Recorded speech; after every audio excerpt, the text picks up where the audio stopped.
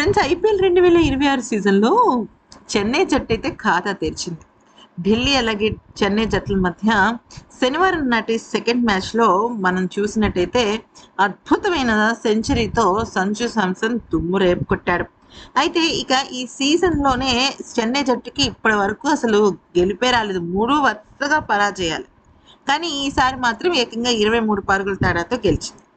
ఇక ఈ మ్యాచ్ గెలిచిన తర్వాత ప్లేయర్ ఆఫ్ ది మ్యాచ్ అవార్డును అందుకున్న తర్వాత అజయ్ సెంచరీతో మ్యాచ్ విన్నింగ్ ప్రదర్శన కనబరిచిన సంజు చాలా షాకింగ్ కామెంట్స్ చేశాడు. నిజం చెప్పాలంటే అసలు ఎవరు ఊహించని పని అయితే చేశాడు.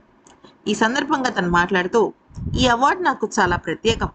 నాపై మేనేజ్మెంట్ ఉంచిన నమ్మకం నాలో కసిని పెంచింది.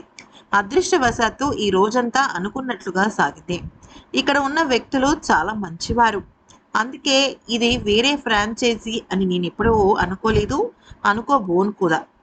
అయితే వరుసగా 3 మ్యాచ్లు ఓడిపోయిన తర్వాత కూడా ఈరోజు మా మీటింగ్ కేవలం 50 సెకండ్లు మాత్రమే జరిగింది. అంతగా మాపై నమ్మకం ఉంచారు. నేను గతంలో చాలాసార్లు విఫలమయ్యాను. అలాంటప్పుడు మనసు ఇటు అటు తిరుగుతూ ఉంటుంది. కానీ నా బేసిక్స్ ఏంటో తెలుసుకుని వాటిని పాటించడమే ముఖ్యం అనుకున్నాను. అందుకోసం సపోర్ట్ స్టాఫ్తో కలిసి కొన్ని మంచి ప్రాక్టీస్ సెషన్స్లో పాల్గొన్నాను. మ్యాచ్లో మంచి భాగస్వామ్యాలు నెలకొల్పాం. అయితే ఇక మా కోచ్ స్టీఫెన్ ఫ్లెమింగ్కు నేను నా సెంచరీని అంకితం ఇస్తున్నాను. ఎందుకంటే తన కోసమే ఈ సెంచరీని నేను సెలబ్రేట్ చేసుకున్నాను. పరిస్థితులు ఎంత సవాలుగా ఉంటాయో నాకు తెలుసు. అందుకే ఈ ఇన్నింగ్స్ ఆయనకి అంకితం చేయాలనుకుంటున్నాను అంటూ కళ్ళెమ్మట నీళ్లు పెట్టుకున్నాడు. అయితే ఈ మాటతో అందరూ కూడా షాక్ అయ్యారు.